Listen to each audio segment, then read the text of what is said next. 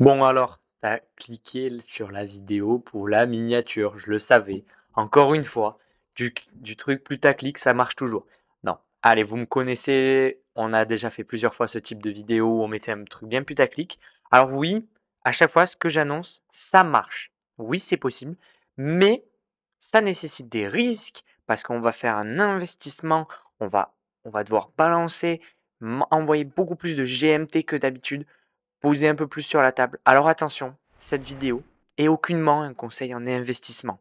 Moi, je vous parle de ce que je vois, de ce que j'observe et aussi de ce qui a l'air de marcher. Mais en aucun cas, c'est un conseil en investissement. Faites vos propres recherches. Démerdez-vous. Après, ok, prenez vos décisions. Mais maintenant, on va pouvoir commencer. Alors, on va parler Hero Mountain. Là, je vous ai lancé un petit combat pour que ça anime vos yeux, que vous ayez un peu les yeux rivés en bas. Mais on va parler Hero Mountain dans cette vidéo. Grâce au retour de Olympic Trainer Coach et moi aussi parce que j'ai pu faire du Hero Mountain. Bon, c'est sur mon premier compte qui est sur mon téléphone, alors je peux pas trop filmer mon téléphone. Peut-être d'ailleurs, je vais perdre le combat que je suis en train de faire. Ça, c'est nickel devant vous, ça c'est pas mal pour vous montrer mon line-up. C'est pas mal la pub. Voir, attendez, moi je veux juste voir s'il passe. Il va pas passer cet abruti, hein. Oh là là là là, en direct, je perds un combat alors que je les perds jamais. Alors celle-là, elle est pas mal quand même. Oh là, on va continuer. Du coup, le Hero Mountain, comme vous le savez, on combat par rareté. Maintenant, les uncommon sont que avec les uncommon, du moins équipés uncommon. On peut jouer un common comme vous voyez là, mais équipé en unco. Attention aussi, maintenant on va combattre avec des énergies. Bon, ça c'est le truc qui ont changé, ça nous, c'est pas forcément pour ça. Là, vous voyez que là, current total price pool, on est à 42 857 GMT et qu'on va être récompensé jusqu'au 150e. Moi, de mon expérience, la semaine dernière, j'ai fini dans ce top 101-150 sans y avoir trop joué, sans avoir dépensé beaucoup d'énergie. J'ai gagné 176 GMT. Là, mon petit monteur qui est super sympa, Clem, il va me mettre le screenshot de mon Hero Mountain de la semaine dernière. Voilà, 176 ou ça doit être un chiffre comme ça. Ce qui fait que j'ai gagné quand même une paire de GMT. Et si on fait le calcul, alors réellement, je ne vais pas vous faire le calcul moi, parce que j'ai pas regardé en fait combien j'ai fait de combats et tout ça, et je n'ai plus la photo du coup. Bon là, on va espérer que ça passe, hein, mon petit line-up. On va voir combien, ça aura coûté en énergie. On a eu le retour de The Olympic Trainer Coach, quelqu'un du WEC qu'on va énormément remercier. Je vous invite à dire un grand merci à Olympic Trainer Coach dans les commentaires parce que c'est lui qui a fait un retour sur le WEC et ça m'a donné envie de faire une vidéo parce que moi aussi je trouvais que c'était un truc pas mal et c'est toujours bien de se trouver un endroit où on peut faire de l'argent, non? Du coup, on va dans cette vidéo plutôt parler des line-up qui seraient pas mal à optimiser pour être performant à Hero Mountain et combien environ ça devrait coûter. Parce que, attention, je vais le redire au moment venu, mais surtout, ça va dépendre des pets que vous allez mettre, des armes, quel pourcentage elles ont de quoi, et aussi, et surtout, sur les skills de vos personnages. Pour ceux qui vont vouloir voir en détail, moi je vais pas vous montrer tout en détail, on va parler après plutôt line-up et tout ça, combien ça va coûter. On a The Olympic Trainer Coach dans le WEC, la meilleure communauté, certainement francophone pour tout ce qui est Play to Earn et Move to Earn. Dans le fil, line-up stratégie de Gassiro, vous remontez, vous allez dans les messages épinglés, ici et vous allez à y aller. Vous aurez ici, je clique ici, alors ça fait beaucoup de ici et en fait, il y a The Olympic Trainer Coach qui vous a fait un message de malade. Super sympa à lui. Nous, on va surtout regarder. Alors, on va juste lire. Voilà. Pour info, il a fait 34e, ce qui est quand même incroyable. En allant chercher les 22 248 trophées. Alors, il nous fait un petit retour d'expérience. On va surtout voir combien il a gagné. Il me semble que c'est marqué un peu plus bas. Tac, tac, tac, tac, tac. Voilà. Nous, on regarde ça, mais on va regarder ça d'un œil un peu avec de la critique parce qu'il n'y a pas forcément que du bon. Il a fait des erreurs. Il nous a dit, en tout cas, il a dépensé presque 44 énergies. Il a eu un win rate de 70%, ce qui est vraiment pas mal. Il a fait quelques refresh. Il me disait que c'était bien de faire les refresh en début sur le premier et le second jour. Parce que oui, un Hero Mountain, ça dure 7 jours, attention. Et après, il a gagné quand même quelques défenses. gagné sur 36 quand même, ça fait quand même une belle défense à 41,7, c'est énorme. Du coup, il compare ça. Vu qu'il farm en H1 et assez souvent, si vous voulez être très bon dans les remontées, vous avez des très gros line-up. Ce qui fait que vous allez faire du H1 normalement. Vous aurez gagné en moyenne sur la semaine, en moyenne, ça aurait été 4 GMT. Du coup, vous aurez gagné 176 GMT sur une semaine avec 43,9 énergie. Lui, ce qu'il a gagné, il a gagné les coffres daily qui lui ont rapporté des GMT et il a gagné sa récompense du top 40 qui est 375 GMT. C'est incroyable. La valorisation des rewards, comme il nous a fait le petit calcul en fait avec tout ça, voilà, il a gagné 21 potions, 1,1, on a 23 GMT, on a 18, ensuite on a 25 poussières de Reforge à 5,7, la poussière soit environ 142 GMT. On calcule, on additionne tout ça là, mon petit monteur, il peut vous mettre les chiffres et tout ça, un petit tableau à côté. Ouais, Clem, tu peux me mettre un petit tableau à côté. Plus les 82 GMT, plus les 375 GMT, ce qui fait qu'on doit arriver environ, alors honnêtement, j'ai pas fait le calcul, à 700 GMT contre 176. C'est un petit peu plus rentable quand même. On est d'accord, c'est 4 fois plus rentable. Voilà, ça peut vous donner une indication que le Ruin Mountain est pas mal. Après, ça veut dire que peut-être il y a plus de combativité. Alors lui, il nous parlait déjà des pet 3, pet tier 3 en majorité parce que oui, les pet 3 vont vous protéger plus, vont être plus puissants, ils vont donner aussi plus de magic points, ils vont être résistants à certains trucs. Il y en a certains, ils sont résistants au critique damage et tout ça. Ensuite, on va avoir pas mal de line-up où on va utiliser en fait des tanks qui vont être des reflects ou des counters, notamment Rocket Scientifique qui a été très utilisé, il disait. Il disait aussi qu'un Black Sapphire était pas mal utilisé. Bon, bah, c'est connu, c'est un tank qui résiste super bien. Ah, par contre, un de ses conseils principaux, c'est attention avec les tanks qui reflectent. Du coup, plutôt les line-up où on va jouer book ou les trucs comme ça. Surtout pas des arcs, surtout pas des haches. Et surtout pas les personnages qui mettent des très gros dégâts. Après, il disait que c'était quand même pas mal parce que ça pouvait one-shot. Ça, c'est vrai, je suis d'accord. Mettez une Daily Night Chain avec son skill et son skill qui devient critique skill. Hop, votre Black Sapphire, vous lui dites ciao, bye bye. En tout cas, il disait arc, attention, H, attention, parce que si vous tapez trop de fois, par exemple, Rocket Scientifique, eh bien, elle se fait éclater. En fait, la daily, elle va se reprendre un coup de hache dans le crâne, en fait. La hache, elle va faire les deux têtes. Non, faut faire attention, il disait. Il priorisait les guns, surtout les books. Surtout les books, moi je suis d'accord, moi j'ai des books. Il priorisait surtout les books. Et ensuite, en combo efficace de personnages, alors il annonce Devil Follower, en tout cas, pas forcément ces combos-là. Alors moi, j'apporte aussi mon expérience. Il y a du Devil Follower, Altruist Bunker. Ça, pour moi, c'est le mieux. Vous rajoutez un Nucléaire Martyr ou un Red Mercury. Moi, je serais plus à Nucléaire Martyr parce qu'il va avoir le synergie de Altruist Bunker et Nucléaire Martyr. Et là, vous avez une team incroyable. Pour moi, c'est ce que j'ai joué et je ne l'ai pas joué à fond, le Hero Mountain. Et j'aurais dû parce que je pense que j'aurais fait vraiment un très beau résultat. Sauf que ben là, depuis quelques temps, j'ai un book common sur mon Black Sapphire et je peux pas jouer. Ouais, j'ai le seum. Là, vous avez la voix d'un gars qui a le seum. Après, il parlait, on avait pas mal de line-up. Il me semble qu'il en a posté un autre. Il y avait des line-up très intéressants avec de la Amazon Warrior et du télékinétique. Un line-up qu'on retrouve souvent dans les joueurs qui jouent les Gas War pour en fait stun l'ennemi. L'ennemi joue pas. Attention à Amazon Warrior qui peut désarmer et stun un ennemi. Ce qui fait que si elle touche 2 pélos, elle peut mettre 2 pélos qui jouent plus. Attention à Telekinetic Woman, son premier skill, chaque 3 attaques, elle stun.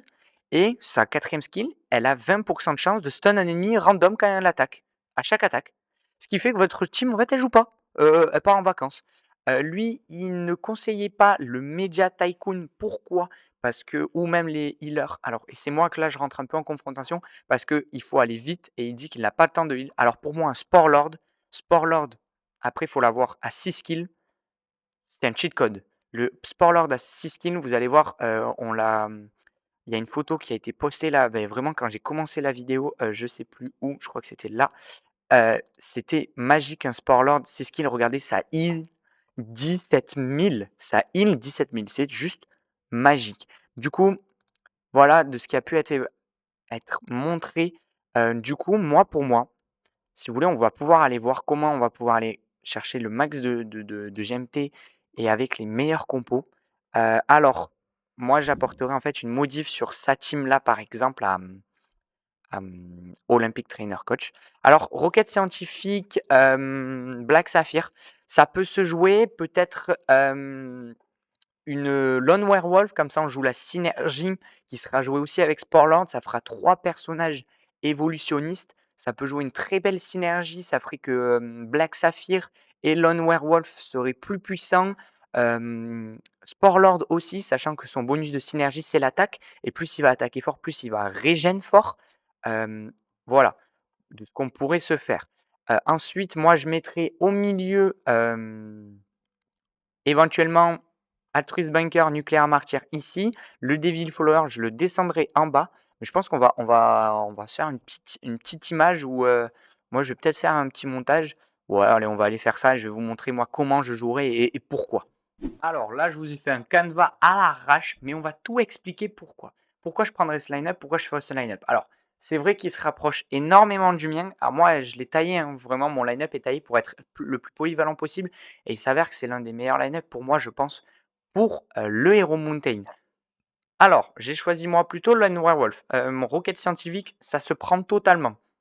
J'ai pris Nuclear Martyr, Meditating Master, ça se prend totalement, sachant que c'est un peu plus résistant qu'un Nuclear Martyr. Alors là, j'ai pas assez le retour d'expérience, mais je pense que Nuclear Martyr est fort. Après, Meditating Master, ça passe très très bien aussi. Sportlord plutôt que Media Tycoon, parce qu'on verra pourquoi. Alors, E2, je vous fais pas un dessin, il faudrait minimum le 4e skill. Même, après si vous l'avez 6 skills, c'est le mieux. Mais les 2, il faut qu'ils soient 4 skills. Elle, je vous fais pas un dessin non plus. On va prendre une épée avec le double attribut de counter pour qu'on ait un maximum de counter. Lui, j'ai pris un book. Pourquoi? Pourquoi j'ai pris un book? Parce que soit on va décider de vraiment up sa défense comme un gros forain, sachant qu'elle c'est quand même très, très, très, très, très up. Du coup, vous faites comme vous voulez, sachant qu'on aura un pet tier 3. Vraiment, le tier 3 est à peu près obligatoire pour tous. Là où vous pourrez ne pas le jouer, ça serait plutôt sur un Devil Follower. Mais bon, Devil Follower, je l'ai mis plutôt un pet. Tous les attaquants, je leur ai mis un pet crabe pour que ça attaque vite. E2, lui, il a 150 de vitesse. Elle peut en avoir 115, 120. Ce qui fait qu'avec un pet crabe qui booste de 10%, ça fait qu'elle pourrait monter à plus de 100, un peu plus de 130 de vitesse, ce qui peut être très, très, très intéressant. Et lui à 165. Lui, en revanche, pourrait avoir en fait un bébé dragon. C'est vrai que j'aurais pu le mettre bébé dragon pour qu'il tape vraiment fort. Mais bon, moi, je pense plutôt pour le pet crabe. Là, je vais avoir aussi des discussions au niveau de mon sport lord. Pourquoi je lui mets? J'hésite entre les deux. Faut qu'il aille vite. Faut que ça soit rapide, efficace. C'est un perso qui peut avoir 130 de vitesse. Avec 10% de vitesse en plus, ça peut monter à plus de 140, voire 145 de vitesse. Ça peut être très rapide. Mais s'il attaque plus fort, il y a 10% d'attaque en plus, sachant qu'un Sportlord, ça peut avoir 350 d'attaque, ce qui est pas dégueu quand même. Ça peut être bien de lui mettre un dragon. Après, ça, c'est un peu à vous de jongler. Elle, il la faut en soi, elle peut avoir que son premier skill, mais en fait, si on veut une synergie, si on veut en fait une régène constante, que là le heal soit utile, je vais vous expliquer pourquoi il va falloir qu'on essaie d'avoir le maximum de skills. Lui, il va pas mourir vite. Elle va prendre beaucoup de dégâts quand même. C'est pas un tank très résistant. C'est un tank très très très fort en counter. Vraiment, c'est un des meilleurs tanks en counter. Elle peut mettre jusqu'à 5000 de dégâts. 5000 de dégâts, dites-vous, c'est presque les dégâts d'une Altruist Bunker, pas loin. Alors, un peu plus loin. Une Altruist Bunker, c'est 6500. Mais ça peut mettre les dégâts d'un attaquant. C'est important qu'elle soit préservée en vie. Pourquoi je dis ça? Parce que notre Devil Follower, si on peut l'avoir 4 skills, c'est le mieux. Le 4e skill, ça peut heal jusqu'à 400 à 500 HP à chaque fois que ça utilise son premier skill. Le premier skill qui va aller taper la backline tout comme lui. Ce qui fait que elle, et ça va heal une personne. Ce qui fait que ça pourrait heal Lone Werewolf. Lui va heal en général tout le monde. Elle peut heal en général tout le monde. Elle peut heal à environ 60 tout le monde. Ce qui fait que c'est un bon boost complémentaire avec Sportlord. Ce qui fait que ça maintiendrait constamment toute votre équipe vraiment très haut en HP. Ce qui fait que je trouve qu'il y a une très bonne synergie. Alors répétons-le. Lui, il faudrait qu'il soit 4 skills. Lui, il faudrait qu'il soit 4 skills. Lui, il faudrait qu'il soit 4 skills. Là, je me suis répété 2 fois. Ce qui fait que ça fait un peu un budget. Elle, pas obligé. Elle, allez, on va essayer de gratter au niveau du budget. On descend un petit peu. Lui, C'est là où vous devez mettre l'argent. Allez-y, si vous pouvez l'avoir 6 skills. Vous l'avez 6 skills, je m'avance pas trop, mais vraiment vous écrasez tout le monde. Ça peut vraiment être très, très, très fort. Et lui, bah, en soi, son quatrième skill est super fort, mais on va le prendre les 2 là, les influentials, on va les prendre en bon, qu'ils aient les 2 premiers skills, ça peut être cool. Ensuite, pourquoi les armes? Alors là, on a déjà dit pour les tanks. E2, alors j'ai mis book ou gun. Jamais, tout ce qui est, hache, tout ça, parce que si ça tape un tank reflect, ça fait mal. Le gun, pourquoi? Parce que ça peut taper une ligne en long, sachant que lui, il tape tout le monde. Son skill, c'est: «Je tape tout le monde». Je taper, nickel, dans les as de la jungle, ça tape. Non, allez, là, mon monteur, il va me vanner, il va me mettre, un petit as de la jungle, c'est parti, mais non, non.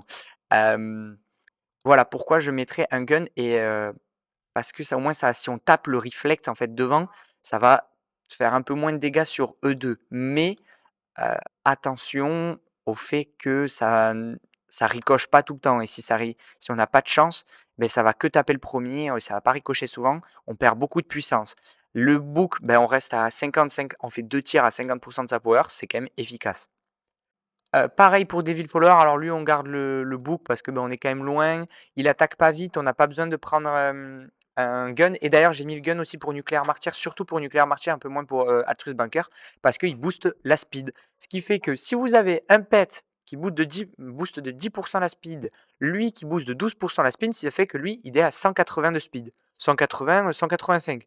Ce qui fait que en fait, le mec, il s'enchaîne pas. Genre, c'est un minigun, comme dans Fortnite, là où elle, bon, minigun doré, et bien là, ça y va, ça rafale.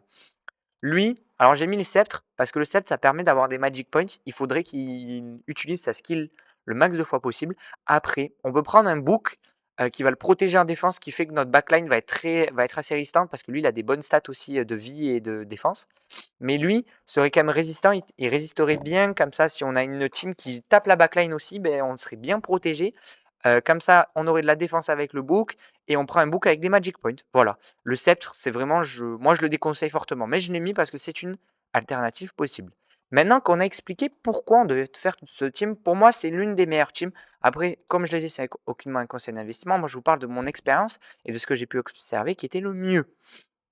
Après aussi, votre classement en Hero Mountain, et j'insiste beaucoup sur ce fait, va dépendre bah, des gens que vous allez tomber contre qui, votre défense, si vous avez une bonne défense, normalement là vous devez avoir une bonne défense, et aussi le nombre de skins de vos personnages, et aussi les stats. Ne, ne négligez pas les statistiques de vos personnages, ça va être important. Si on prend un Black Saphir qui a des stats de merde en défense, c'est mort. Hop, ciao. Si on prend lui, il peut avoir une très grande speed, mais si on le prend à 130 de speed, c'est mort, ciao. Lui, si on prend pas les meilleures stats en Magic Point, c'est mort. Il va pas utiliser le max de fois les Magic Point. Sa skill, c'est mort, ça dégage. Et elle, ben, après les autres, là, les trois que j'ai pas trop cités, on essaye de trouver quand même des bons. On va essayer de choper quand même une qui a de la vitesse. Lui, on va essayer de choper plutôt qui a de l'attaque. Lui, on va essayer de choper qu'elle ait une bonne défense parce qu'il faut qu'elle résiste, il faut qu'elle tank. Et maintenant, on va aller voir tout ce que ça donne, tout ça en Magic Point, en GMT sur la Marketplace. Cette vidéo va être longue, mais cette vidéo est très intéressante et je vous conseille de la continuer. Au niveau des pets, comme vous pouvez le voir et comme je le vois à l'instant, ça coûte 220 GMT tous les pets. Du coup, il nous en faut 6 x 6. Ça fait 1320 GMT juste pour des pets. Alors, je conçois, c'est un investissement qui va être gros. Après, là, je m'adresse à des joueurs qui veulent vraiment performer. Mais des fois, pour farmer même en comment ça s'appelle? En PvE, je pense que vous gardez un Altruist Banker, un Devil Follower, un Sporelords, et un Black Saphir. À 4 héros, je pense que ces 4 héros peuvent faire du N6. Ça peut être très rentable. Mais ça, peut-être ça sera le sujet d'une prochaine vidéo parce que j'ouvre un troisième compte bientôt, heu et je vais essayer de l'optimiser au niveau des line-up. Le premier compte, je me fais plaisir, je veux jouer au jeu, j'y vais, je balance du GMT, ça me dérange pas. Le deuxième compte, bah, au final, ça devient un bon compte et je veux booster le WEC, il est dans le WEC. Le troisième compte sera vraiment un compte pour me faire de l'argent, littéralement. Là, je l'avoue, je suis zéro tabou sur ça. Maintenant, on va taper dans les livres uncommon. Alors, on va pas choisir n'importe quoi. On va pas prendre le premier venu. Alors, notamment, on avait parlé d'un book Magic Point. On voit qu'on en a à 257. Et après, j'ai l'impression que c'est les mêmes prix à peu près parce qu'on va taper aussi dans les books où les autres, on va aller chercher les max stats en attaque. Par exemple, où je vois qu'on a 260. Allez, on va arrondir à 260. Il nous faut au moins 4. Allez, moi, je vais jouer 4 books plutôt. Je trouve que 4 books, c'est le plus intéressant. Fois 4. Est-ce qu'on prend pour Black Saphir, un book avec de la défense? Moi, c'est ce que je prendrais honnêtement. Je prendrais pas du counter, ou alors, voilà, on peut prendre ce livre qui est juste magnifique. On a un peu de counter, un peu de défense, un peu de vie. Là, moi, je restat, je reroll pour avoir les max stats. Mais sinon, là, on a un très beau book. Allez, on l'ajoute lui, 277. Sachant qu'on n'a pas les personnages, ça s'élève déjà à 2637 GMT. Ça fait un sacré budget, je vous le concède totalement. Hop, on part en uncommon, on va aller chercher de l'altruist banker. Comme on l'a dit, elle, on va prendre FP, on va essayer de prendre une bonne altruist banker. Là, il y en a une super à ouais, 340 GMT, elle est super forte. Du moins, voilà, très belle stat en vitesse, 112, c'est vraiment pas mal. 507, elle est A en damage, c'est pas mal. Alors en défense, dommage, elle est pas bien, mais en vie, elle est très bien, du coup, ça compense quand même pas mal. Ça, on avait dit, pas besoin forcément de grosses statistiques au niveau des skills. Nucléaire martyr, on va essayer de prendre un nucléaire martyr qui va assez vite, genre notamment lui qui a une bonne stat après en attaque, 152, ça nous va très bien. On va le prendre, on le prend à 328. Là, je vous fais au market. Après, c'est possible d'avoir aussi des meilleures affaires ou des pires affaires. Ça, je vous le concède totalement aussi. Ensuite, on va se prendre un joli petit Black Saphir. Alors lui, il faut qu'il soit 4 skills. Du coup, soit on prend un level 10 avec 3 skills où on n'est pas presque sûr, pas tout à fait sûr, mais presque sûr d'avoir le quatrième skill. Alors là, j'en ai pas. Ok, là, il y a 7. Ok, et là, j'en vois un à 6 skills à 750. Alors ça, si vous l'avez, c'est magnifique. Bon, après, il a une stat de merde en défense. Je vous conseille surtout pas de prendre ça. Alors, voilà. Là, il y a un très beau Black Saphir. Alors, 555, je pense qu'on peut se trouver un tout petit peu mieux. Là, 410, le 410, il est très, très, très bien. On va vite regarder le reste. Là, j'en ai un. Ok, il n'a pas beaucoup de stats en vie. Ouais, non, on va essayer. On va regarder là. 205, 309. Ok. On va descendre. Ouais, la 410, il est vraiment beau. Après là, bon, là, faut vraiment espérer avoir. On rajoute le coût des potions qui est environ de 60 GMT, puisque en ce moment, les potions, les 100 potions sont à 100 GMT, c'est pas très dur. Du coup, ça va pas être 410, mais 470 le prix de ce héros. Tout comme Black Saphir, tout comme Nuclear Martyr, j'ai oublié de le faire. Et comme Altruist Banker, du coup, hop, je rajoute 62 fois. Ici, ça va faire 8. Hop, là, on a déjà 3 personnages et on est bientôt à 4000 GMT d'investissement pour ce line-up, hein. Ça fait très, très cher, hein. Après, ça peut être un line-up qui peut être pas mal, au niveau de la rentabilité, autant bien en PvE que, parce que ça va aller chercher au minimum du H1, voire mieux. Pour moi, ça peut peut-être aller chercher le H2, mais le H2 n'est pas facile à aller chercher. Là, on a du Lone Werewolf à 600, déjà 4 skills. Je pense qu'on va se le prendre, on va se la prendre. Au niveau de la défense, comme j'ai dit, elle est très bien. Au niveau de la point de vue, on est un peu moins bien. On va juste regarder sa copine à côté. Non, c'est pas mieux. Ouais, ben on va se la garder, elle est très bien. 600 GMT, hop les. Il nous faudra un Sportlord comme on l'a dit. Hop, Sportlord s'il te plaît mon ami.